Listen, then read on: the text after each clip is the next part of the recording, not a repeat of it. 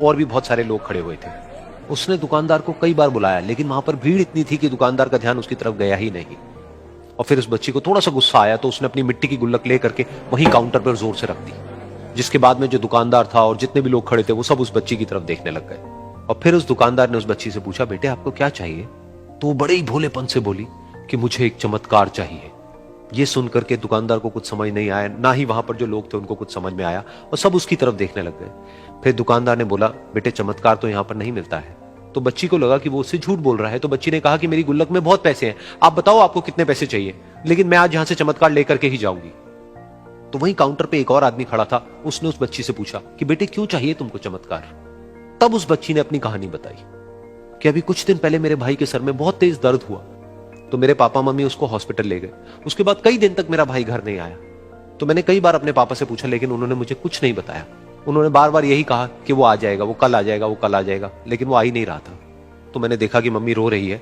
अब papa mummy को कह रहे थे कि उसकी दवाइयों के लिए और उसके इलाज के लिए जितने पैसे चाहिए उतने मेरे पास में नहीं है, अब उसको कोई चमत्कार ही बचा सकता है।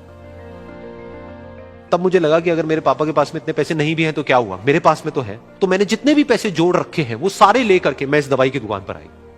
फिर उस आदमी ने उस बच्ची से पूछा, कितने पैसे हैं तुम्हारे पास में?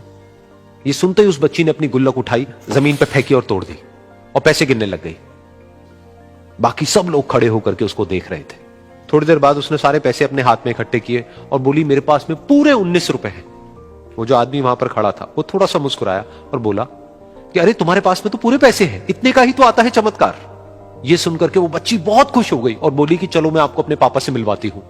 बाद में पता लगा कि वो आदमी कोई आम आदमी नहीं था, बल्कि एक बहुत बड़ा न्यूरोसर्जन था, और उसने सिर्फ 19 रुपए में उसके भाई की सर्जरी करी, और कुछ ही दिन बाद वो ठीक होकर के घर वापस आ गया। फिर कुछ दिन बाद वो बच्ची, उसका भाई, उसके पापा, उसकी मम्मी चारों एक साथ बैठे हुए थे और बात कर रहे थे। तो उसकी मम्मी ने उसके पापा से पूछा कि अब तो बता दो ये चमत्कार आपने किया कैसे?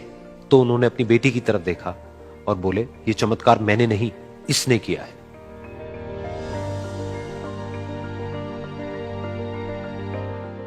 तो यहां पर एक बहुत बड़ी बात है जो हम उस छोटी सी बच्ची से सीख सकते हैं कि जिंदगी में कभी कभी ऐसा होता है कि हमको कोई रास्ता नजर नहीं आ रहा होता है और हम लोग हिम्मत हार जाते हैं। तब हमारे अंदर एक बच्चा होता है जो कोशिश करने से कभी भी पीछे नहीं हटता है।